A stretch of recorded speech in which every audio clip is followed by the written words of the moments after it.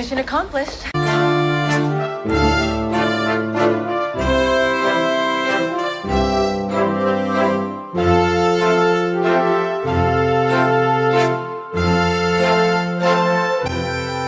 Seat as though I was like,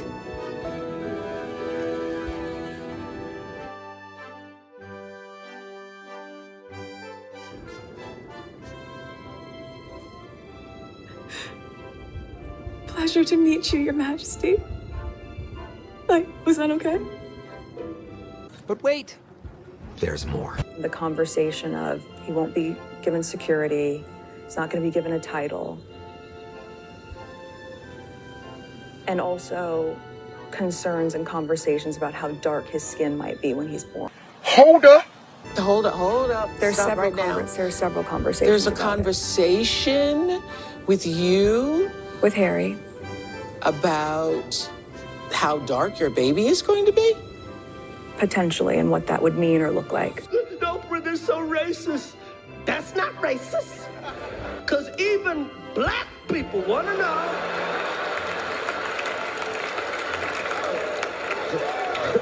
how brown the baby gonna be. That conversation I'm never going to share. Ooh, this is uncomfortable. We'll talk when we get home.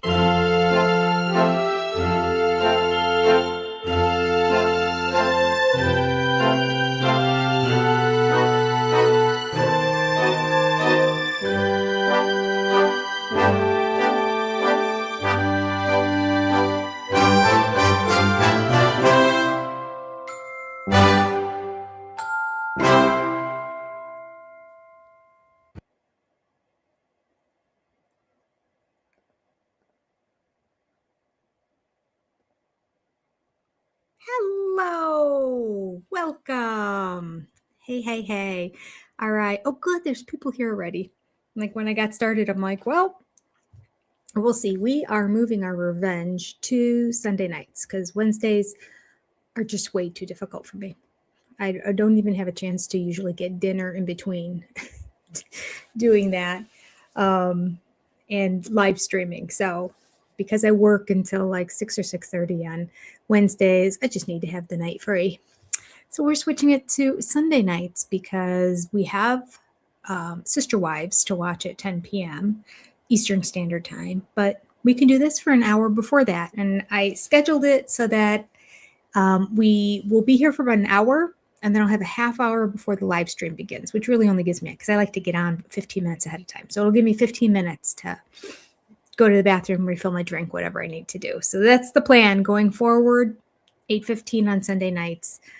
This is what we're going to do, but not next week. I shouldn't have started it for 2 weeks. Next week is my family's Christmas.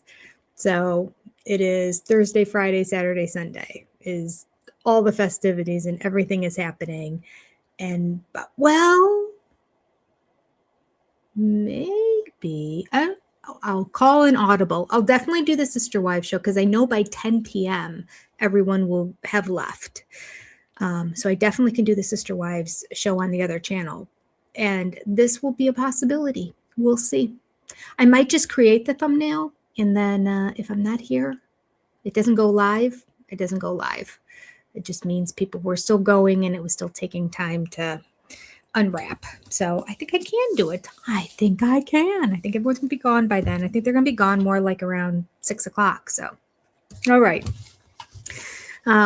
Pam, good to see you. Hello and welcome. Wendy, glad you're here. Hi. Nadine, good to see you. Liz, hello. Okay, good.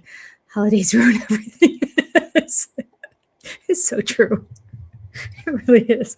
It's like, oh, what's going on this month? What holiday? It's going to upset the apple cart.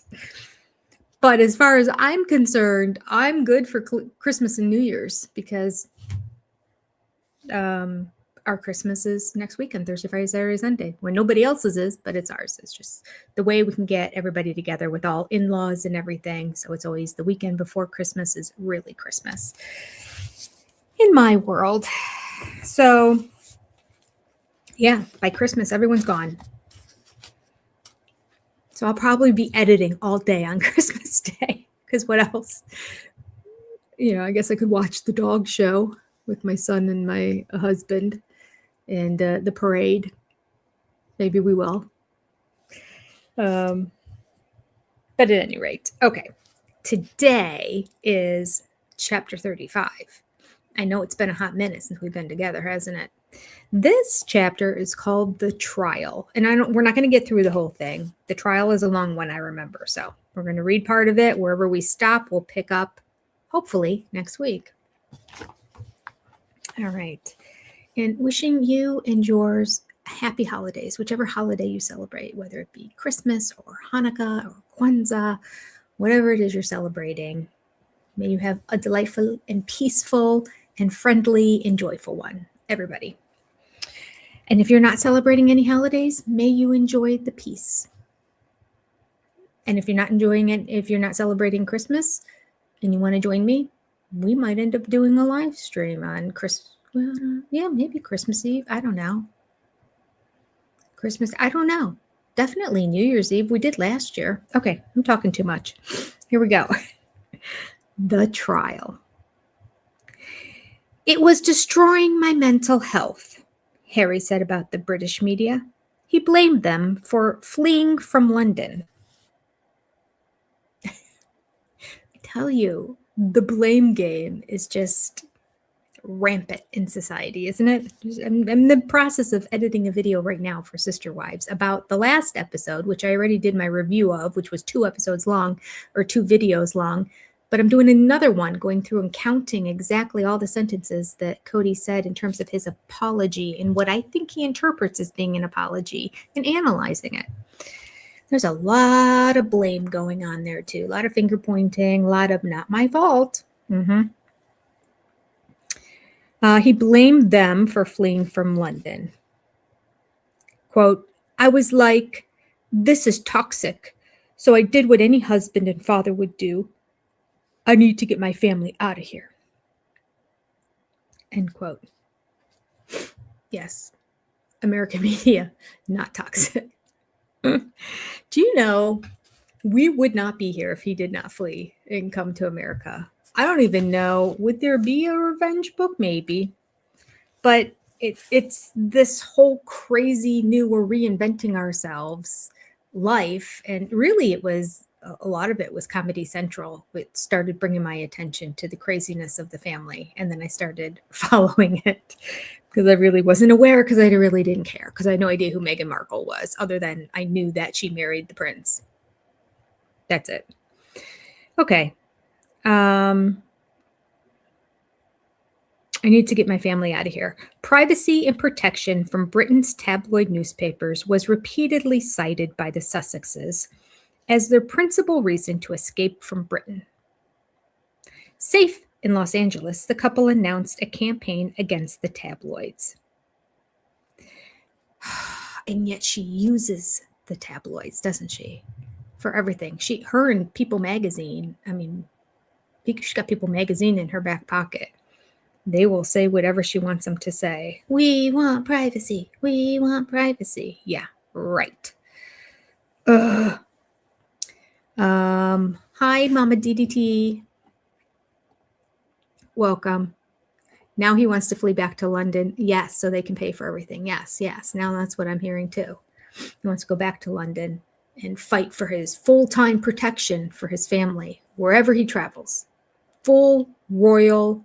He wants the British people to pay for him to have a full entourage of high top-level royal qualified security that follows him wherever he goes, not just in London, because apparently he's provided that when he goes to London. Isn't that interesting? Doesn't have it in America, seems to be fine. Traveling around, going to parties, everything, there doesn't seem to be a thing wrong, which is shocking. I'm surprised they haven't even created a fake scene. Well, they kind of did when they were in the car in New York, and they're like, we're being chased by paparazzi. Yeah, in Manhattan. I don't know. I guess they think that nobody's ever been to Manhattan, but it's like gridlock. I've driven once from over the bridge, not the Bronx, from the, that name escapes me. Anyway, south of the bridge. Begins with a B. All the way up to basically the Upper East Side. It took forever. It was just from one hotel to another. I just had to park it at a different hotel. And then we walked or took the subway everywhere when we were there. It's a nightmare.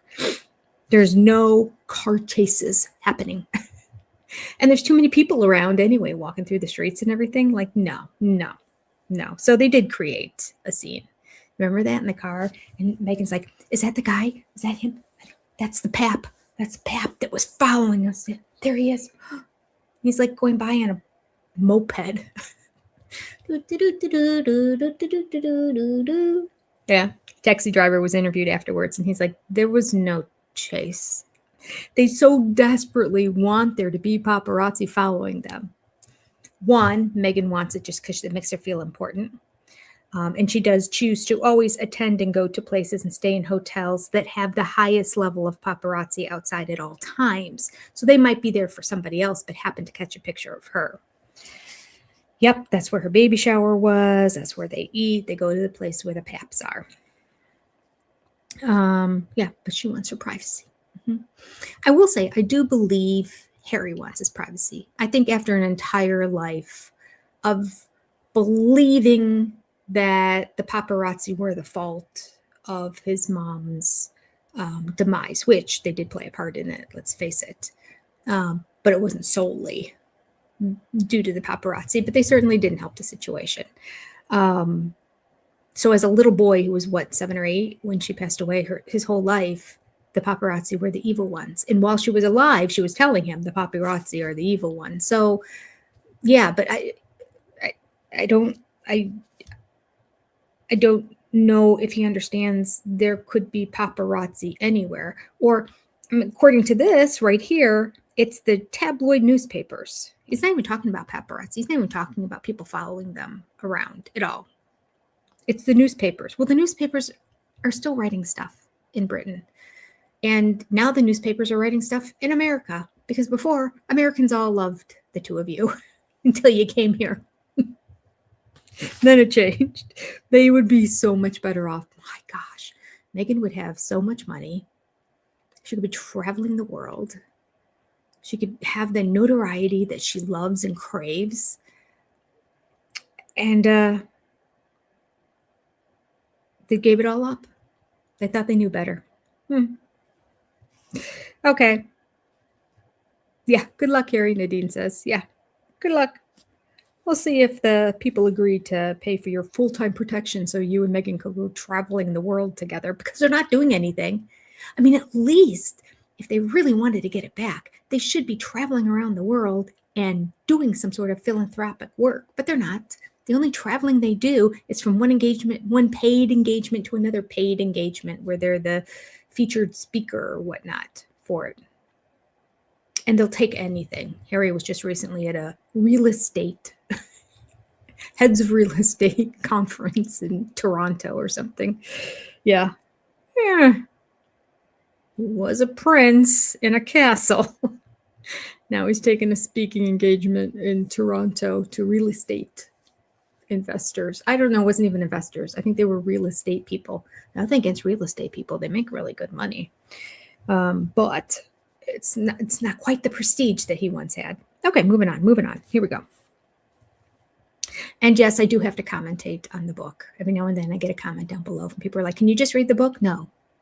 YouTube will not let me just straight up read the book. I have to stop and comment on it. It's a requirement or it gets taken down. Quote, she believes there was a pattern of intrusive and offensive articles, end quote. David Sherborne, Meghan's barrister, wrote in his complaint against the Mail on Sunday in April for publishing her letter to Thomas Markle. That was wrong. Although where'd they get it from? Thomas? I guess Thomas gave it to him. Listen, if somebody writes you a letter and then you give that letter, is that really wrong?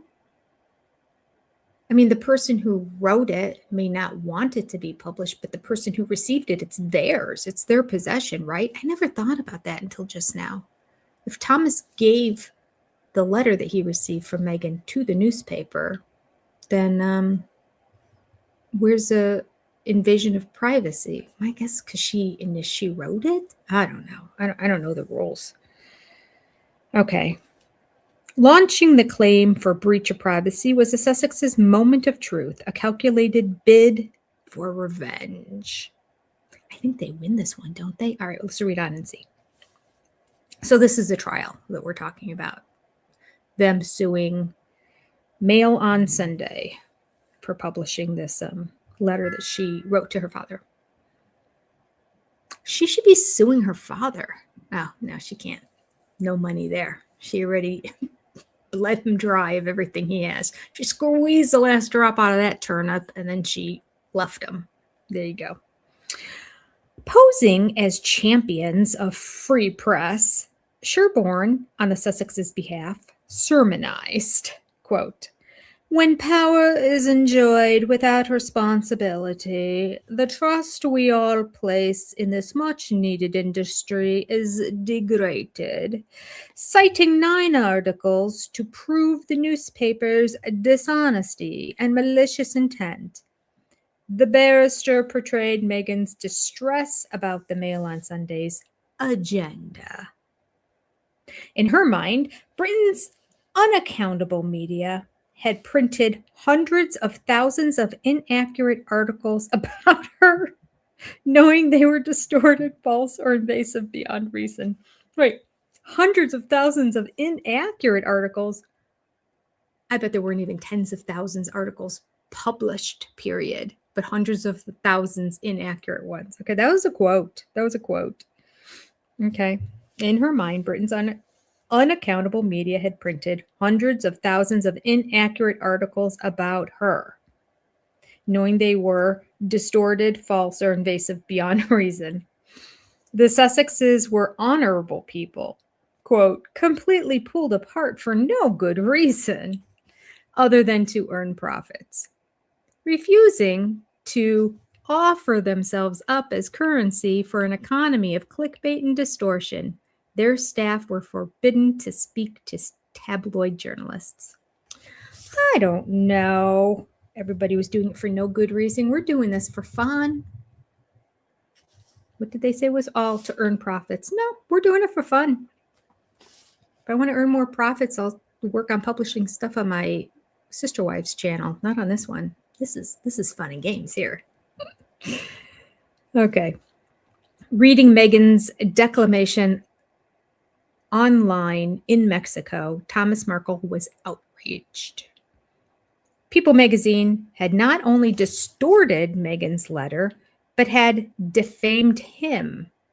Quote, "It was a total lie," he would say. Quote, "It misrepresented the tone and content of the letter Meghan had written. The letter was not an attempt at reconciliation," end quote. Even worse, the People article had vilified him as a dishonest, exploitive, publicly seeking, cold-hearted. Oh, and cold-hearted. I was going to say, that's a weird sentence. And cold-hearted. Yet in suing the Mail on Sunday, Meghan was attacking him, the honest father. So also, Thomas believed, refused to accept responsibility for the media's negative portrayal of herself. Not only by her hypocritical preaching about the environment while using private jets, but her repeated advocacy of compassion while treating her father harshly. Her self-delusion, he believed, sparked the courtroom battle. The juxtaposition of Meghan's core purpose with Archwell's mission to uplift and unite communities, one act of compassion at a time, fueled her self-delusion, and he believed had sparked the courtroom battle. I'm still trying to see what Archwell, how they have uplifted and united communities. I'd love to know. Thomas Markle was particularly annoyed by Meghan's claim, written by David Sherborne, that the Mail on Sunday caused the rift between the two by deliberately seeking to dig or stir up issues between her and her father. She claimed that the Mail had harassed, humiliated, manipulated, and exploited this vulnerable man into giving interviews. She went even further.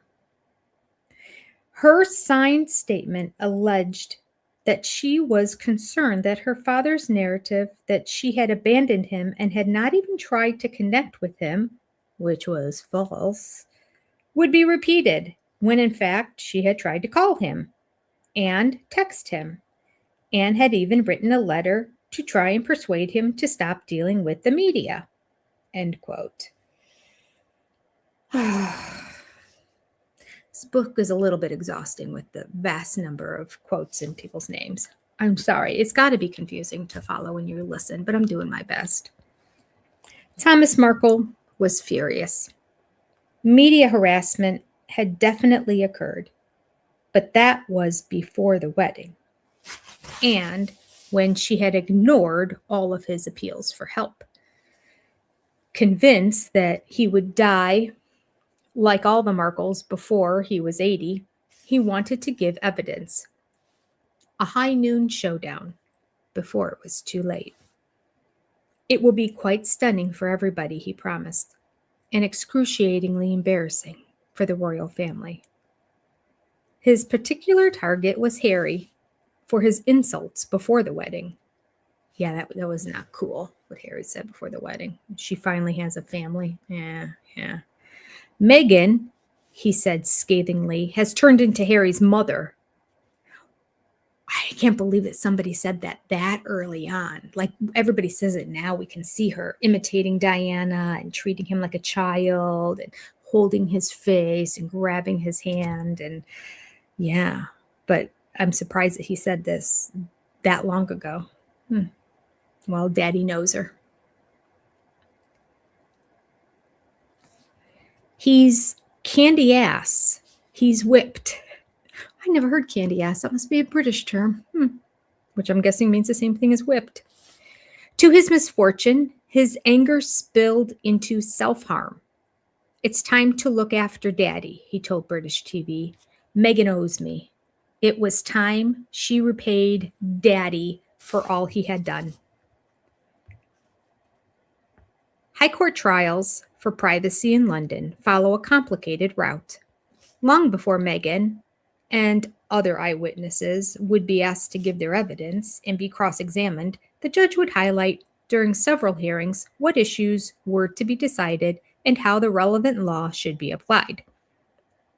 In the very nature of the process and the prejudices, the judge's decisions were unpredictable. With the addition to that potent mix of a member of the royal family as a claimant, neither side could be certain which facts would influence the judge and what bias would determine his interpretation of the law. Both sides could only agree that Meghan's claim was a landmark case that could determine England's privacy law for many years. No, Wendy, I never heard of the term candy ass. I never have. Hi, Shanna Banana. Welcome. Good to see you. I don't know if I've been clicking on names. I don't think I have been. Okay. I don't have my tissues here. Since I was gone for 2 weeks, everything's askew. Okay.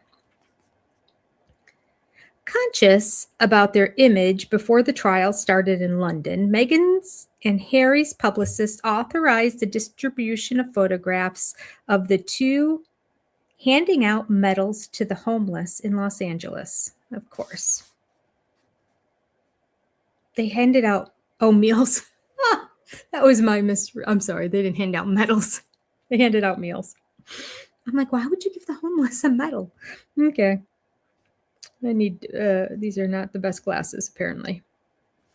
Organized by Project Angel Food, founded by Marianne Williamson, the author of self-help books and a friend of Oprah Winfrey, of course. The couple stood in safety by the open boots of their black Porsche SUV and a 6-liter Cadillac Escapade to distribute the packages. Did they really? They stood by a Porsche SUV and a Cadillac Escapade and handed out meals to the homeless. That's rich. After a short spell of charity, that was a mean sentence, wasn't it? After a short spell of charity, they drove back to their Montecito haven. The trial's first hearing started in London on the 24th of April, 2020. Although it was early morning in, April of 2020? Nobody was traveling even then. They had a trial? April of 2020. That was like right at the height of like when it all started and nobody knew what was going on and we were on complete lockdown. That's weird. Okay. It means sweet and wimpy. Thank you. Candy ass is sweet and wimpy. Okay. I've never heard it before. Okay. All right. Well, the trial started in London on 24th of April, 2020. Although it was early morning in Los Angeles, Meghan was watching on TV with her lawyers. The judge, Mark Warby, was rated by newspapers as fair-minded. Experienced in media law, he had encountered as a barrister many capricious judges. Representing the news of the world, he had acted against Max Mosley, the head of Formula One motor racing, had objected to the newspaper's expose of his sadomasochistic orgy with 4 paid-for women dressed in German military uniforms. What? Mosley won his action for privacy because the judge declared that since there was no Nazi overtones in the orgy itself, the newspaper could not assert that there was a public interest to expose Mosley's unusual behavior. Many criticized the judge's bias. The judge must be a Formula One fan. Wow. I wonder if he's still the head, Max Mosley. I'm going to have to ask. I got to write that down. I got to ask my daughter and my son-in-law. Are huge Formula One fans. Max Mosley. Is he the head of Formula One?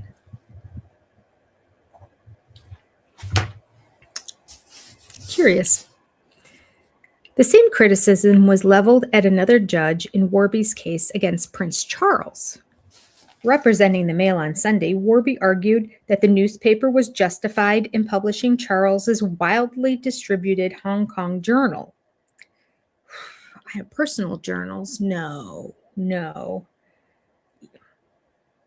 The letter, I'm curious about the letter. I don't think the letter said anything bad. I don't think it made Meghan look bad. So I'm kind of curious about this. I think it's just she's doing it just on principle because if I recall correctly, the letter was just a nice letter that she wrote her dad. She told him to please not go to the media. Please contact her. She would help him if he needed help. It was, I thought, generally nice. Okay.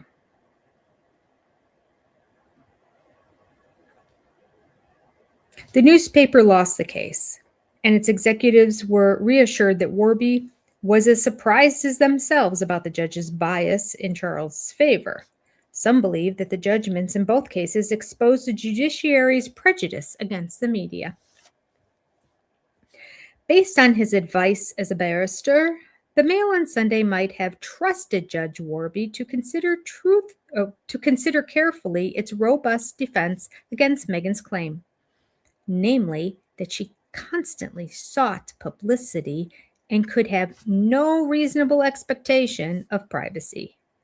First, because she had knowingly allowed her 5 friends to leak details of the letter to People magazine. Second, because Thomas Markle was entitled to expose the magazine's false claims that Meghan had been reaching out to repair the relationship. And third, because she wrote her letter in the expectation that it might be leaked to the media. Oh, right. We read that earlier, didn't we? Yeah.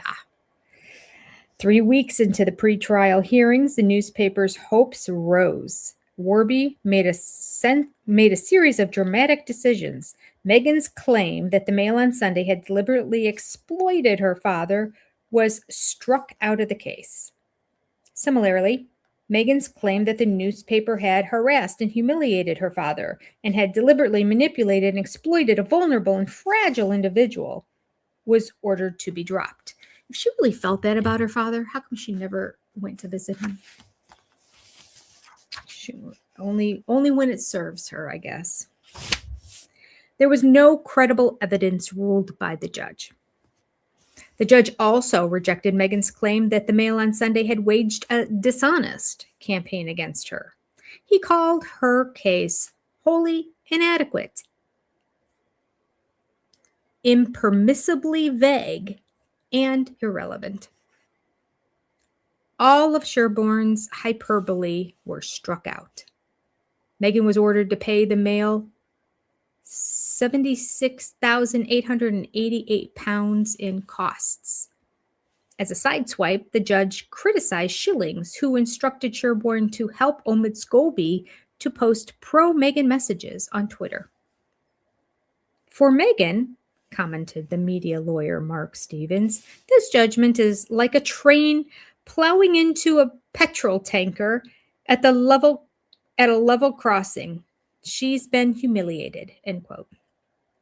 Stevens advised Meghan to give up because she had no chance of winning a case wholly focused on whether the public interest and freedom of expression overrode her rights of privacy and copyright. Well, it's interesting because, so the trial's still going on, I guess. She's like, this is like the preliminary part of the trial, and they dismissed, and then said, this is all hyperbole. So Meghan owes 68,000 essentially pounds. But it says that they were trying to get her to drop it, but she didn't. So I'm thinking it's still going on. Okay. I don't know. I'm having a hard time following this. I'm not drinking, I swear. The defeat galvanized Schillings and Meghan. David Sherborne was replaced by two expensive QCs, including Justin Rushbrook, Boris Johnson's great friend. Meghan's strategy dramatically changed. Instead of exclusively attacking the newspaper, she also criticized her palace advisors. Not only had they left her unprotected while pregnant, she now pleaded, not only had they left her, my nose is tickling. There's little cat hairs around here because I have a little heater blowing on my face here. Not only had they, it tickles. Not only had they left her unprotected while pregnant, she now pleaded, but when faced by an onslaught of hundreds of thousands of inaccurate articles about her, Kensington Palace's spokesman would only say no comment.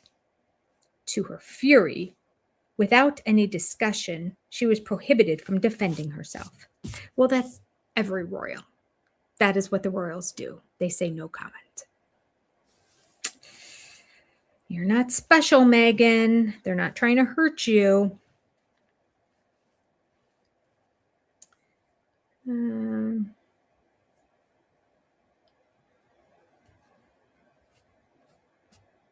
Compelled to suffer in silence, her closest friends, a special sisterhood, became deeply worried for her mental health. To save her, they had spoken anonymously to People magazine. Yeah, right. For the first time, Meghan admitted that two of those friends had been told about the letter. But she still denied authorizing them to speak publicly and claimed that she was unaware of the People article until its publication. That's lies, because Meghan calls People magazine whenever she wants to get information out. They write the most pro-Meghan stuff ever. The Mail on Sunday expected to discover the truth once all of Meghan's texts and email messages to the five friends were disclosed. Oh, okay. I'm interested how this is going now. Meghan condemned the Mail's attempt to discover the five friends' identity as playing a media game with real lives and vicious. She never complained to People magazine's editor about their inaccuracies. Of course she didn't. Anything to benefit Meghan. Meghan also adopted a different attitude towards the media promotion of Scobie's and Duran's book. Finding Freedom. In the months before publication in August, Scobie attracted controversy about his age. He claimed to be 33, but was said to be about 39, and about his appearance. As Meghan's acknowledged cheerleader, everyone believes Scobie's assertion that the book was written with the participation of those closest to the couple. Kensington Palace, Scobie wrote truthfully, had also introduced the authors to people close to Meghan. Scobie left the reader in no doubt that he had also enjoyed close access to Meghan and Harry, claiming to have spoken, when appropriate, to the couple themselves. The best-selling book cast Meghan as the victim of sexist and prejudiced palace courtiers who snidely referred to Harry's showgirl, who comes with a lot of baggage. Wow, did they say that, or is Meghan making this up? How come I never heard this before? Huh.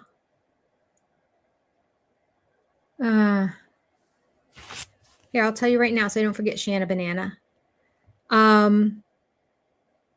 Well, and I will say schedule, but you got to understand schedule is a loose term in case things come up in my family and change things. Generally speaking, Sunday nights, 8:15, we are going to start doing this Revenge. It used to be on Wednesdays, no longer. Sunday night, 8:15, Revenge. And then at 10 p.m. on Sunday nights, on the other channel, because I know you're SOS exclusive, we have the live watch of the show. And we now are testing out, instead of Monday night, doing Monday afternoon at 1 p.m. Eastern Standard Time to do the discussion with everybody about the show on Sister Wives. So that's tomorrow at 1 p.m. on the other channel.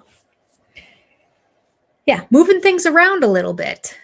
Moving things around because why were we? Oh, because so many people showed up when we did it in the middle of the day last time. And lots of people overseas just thrilled that they were able to make it to a live. So I'm like, all right, well, yeah, I think it was our highest attendance ever. So we're testing it out. Tomorrow, 1 p.m. will be the review of whatever happens tonight on Sister Wives. Okay. And then that's it. So this is Sunday 8:15, the live watch, Sunday 10 p.m., and then Monday, right now, 1 p.m. We'll see how it goes. Wendy, you love the day lives? Well, good. Yeah, there were a lot of regulars that were there too, but weren't there a ton of people? Were you there, Wendy? There were so many people. I just kept looking at everyone in the chat. I'm like, these are all names I've never seen before. Crazy. It was fun. And so many of them. I mean, some people were they were from America, but they had never either talked on the live before or been able to get on a live. But there were a lot of international people. So it was fun. Okay, so we're going to test it out. Somebody recommended we alternate every other week, but I think that's just going to confuse people.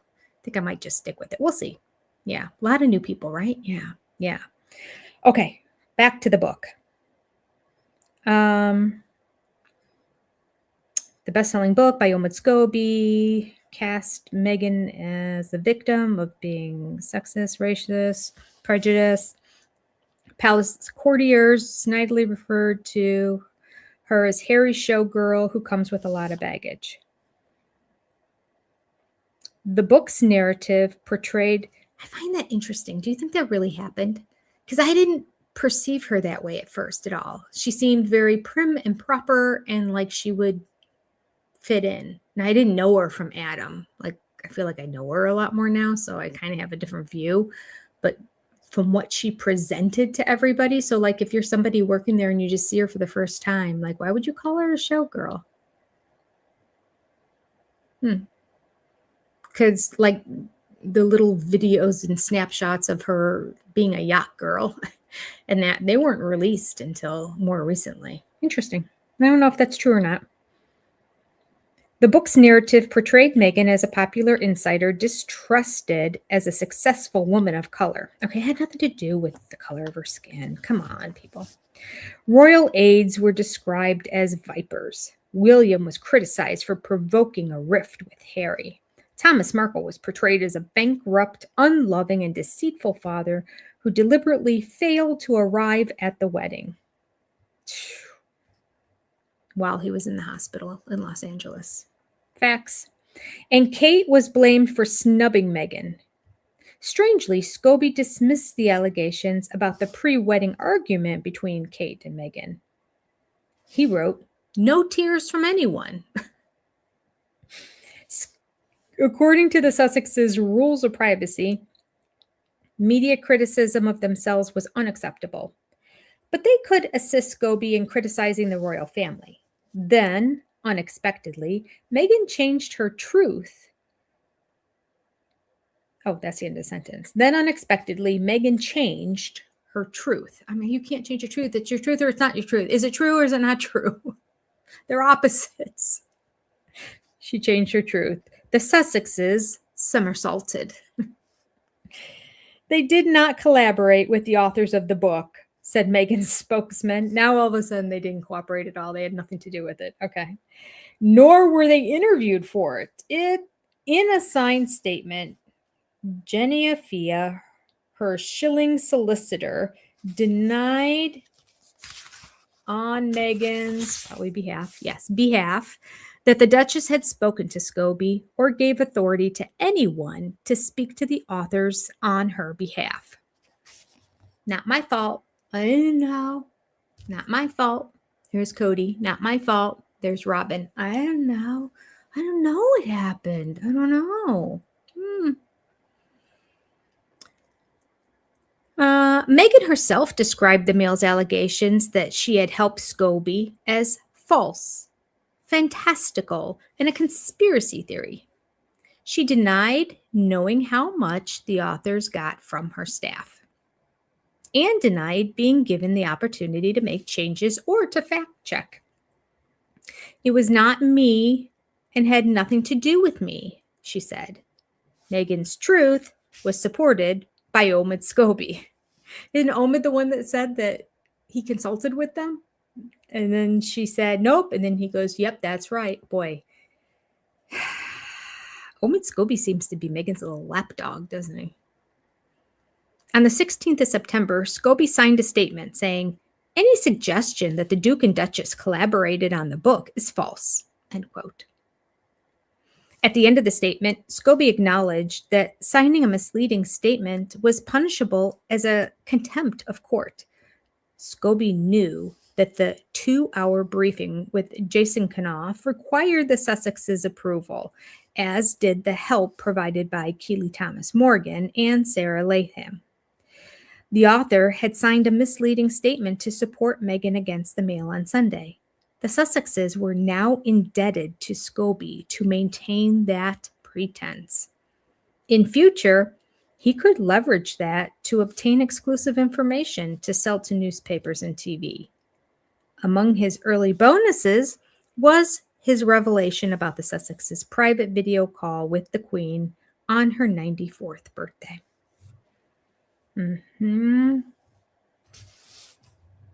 Armed with Scobie's cast iron denial, Meghan's lawyers asked Judge Warby to dispense with a trial so that she could avoid being subject to cross-examination, of course, and just issue the summary judgment about privacy.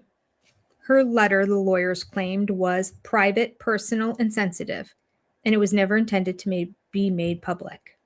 The Mail argued that during her consultation with Knopf, Meghan anticipated the letter being made public, and that she had breached her own privacy by allowing her friends to speak to People magazine on her behalf.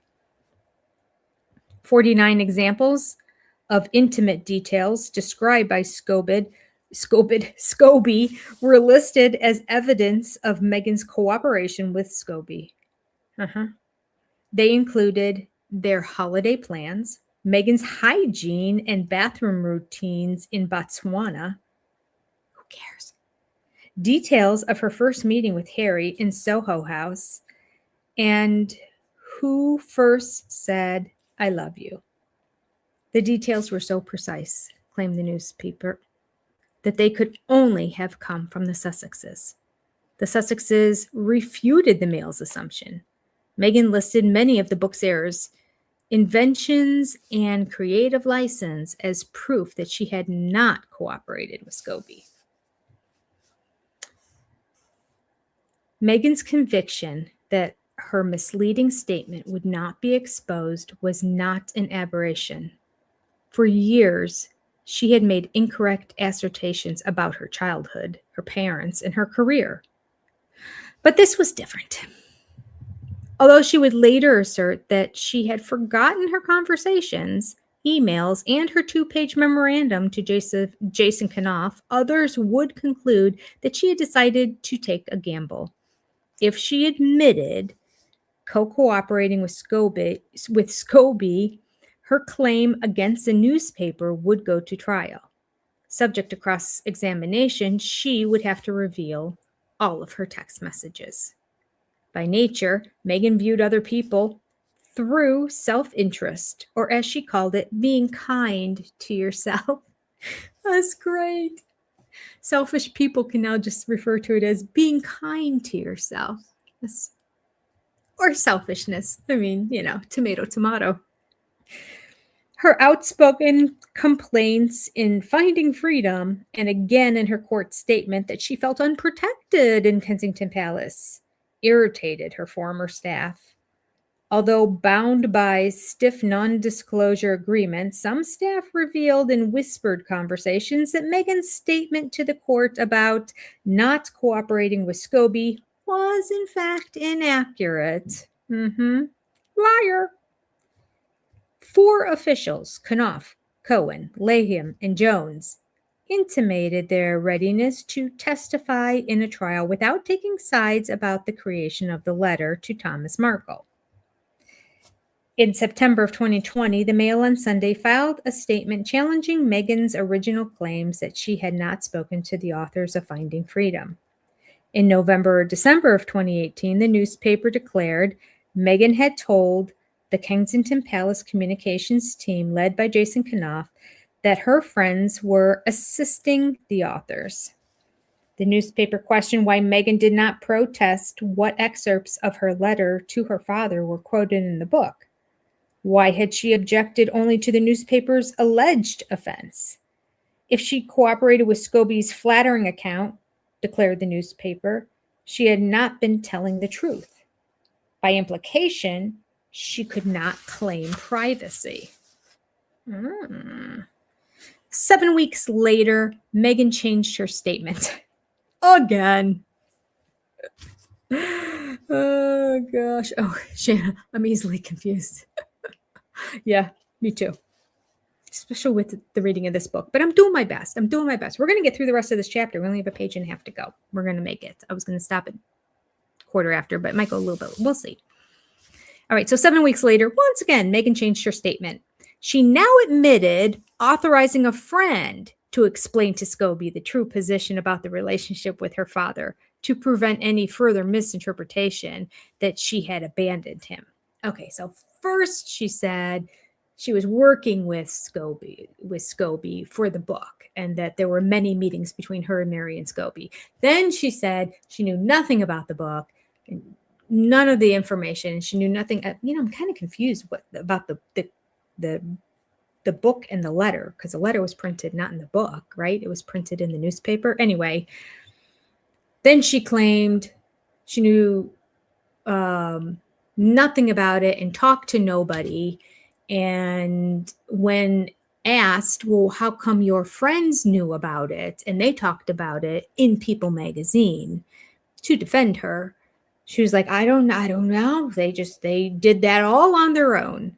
And then now she's saying, 7 weeks later, she's saying, okay, she did authorize a friend who could talk to Scobie and also find out about the letters. Oh, gosh. She also admitted that Sarah Latham had helped fact check for the authors. Oh, now Sarah's involved too. All right. She sought to minimize her latest admission by volunteering that she does not know if and to what extent the communications teams were involved in providing information for the book. Don't know about that, though. Not sure. Could be, could not be. Her 2-page briefing note to Jason Kanoff had apparently been forgotten. Do you remember we read about that before? She wrote a whole 2-page note telling him exactly how it should go down and how she should look and what things could be leaked out in advance. Okay. As Meghan's version crumbled, Keely Thomas Morgan was also named as providing introductions for the authors. Oh gosh, everybody's talking to the authors now. All of a sudden there was nobody, now it's everybody. Meghan admitted that Kanoff did contribute to drafting the letter and that one of her friends spoke to Scobie about the letter. She also admitted that her letter was not an attempt at reconciliation. The Mail on Sunday was delighted. The newspaper believed that Meghan's admissions reinforced their defense that she could not have had a reasonable expectation of privacy. Their cause appeared to be aided by Scobie's contradictions. First, asserting in the book that he had spoken to the Sussexes, then denying an assigned statement for their help. Francesca Kay, the master of Chancery Division, decided that Scobie's honesty should be tested. It's not what he says, but what he does not say, which may be instructive at a trial, Kay declared. Pertinently, she also noted Meghan's contradictions. It's a simple case, Kay anticipated. If it's a house of cards, then it will fall down quickly at trial. But I'm satisfied it's arguable. Meghan was again ordered to pay all the lawyers' fees, totaling £178,000 so far. Everything seemed set to test Meghan's veracity in the witness box. No one in Buckingham Palace had anticipated that Meghan would go through with this case. Accordingly, the 4 palace staff instructed David Engel, a solicitor, to send a clear message to the newspaper's lawyers. While the 4 did have evidence as to whether Meghan anticipated that her letter would be leaked, wrote the lawyers, he refused to describe their evidence. However, Engel added, they are willing to provide to the court with such assistance as they can. That would, if appropriate, include giving oral evidence at trial and or providing to the parties any relevant documentary evidence. Warby was left in no doubt that the Palace 4 could provide critical eyewitness evidence in the trial. The Palace 4, is that the 2 princes and their wives, right? I think. In the sunshine, 5,000 miles away, the soothing assurances of her lawyers minimized the glitches of the legal battle in London. Meghan was busy laying the groundwork for the starring role in the next greatest appearance of her career. Bum, bum, bum. That's the chapter. I thought it was going to be longer. I didn't think we'd get through it. Now we have the jigsaw. So we don't know the result of it yet. I want to say they won that, but boy, the setup in this chapter is that things are not going her way, and she keeps getting ordered to pay the lawyers for the other side. And like in America, you don't pay the other side's lawyers until after the trial is done and the sentence comes out, and then that's part of it. And it's like, oh, and by the way, you not only lost, but you now owe the other side, whichever, whether it be prosecution or defendant, the money to pay for their lawyers' fees for this whole case. Crazy. All right. Well, our next chapter is called The Jigsaw, which means I have no idea, because the title of every chapter I don't really know. Although the last one said The Trial. So that one I had an idea we could be talking about a trial. Now we're going to talk about The Jigsaw. Don't know what that means. No say. But that was fun. All right. Thank you for being here. This was lovely that we tested it out. We're going to do it again next week. And everybody, don't miss your Sister Wives show tonight, whether you're watching it with me on the other channel or whether you're watching it on your own. watch it. And then 1 o'clock tomorrow, Eastern Standard Time, join me as we discuss it. All right, friends, this is it for revenge. Take care. God bless. Adios. And I'll see you soon. Bye, everybody.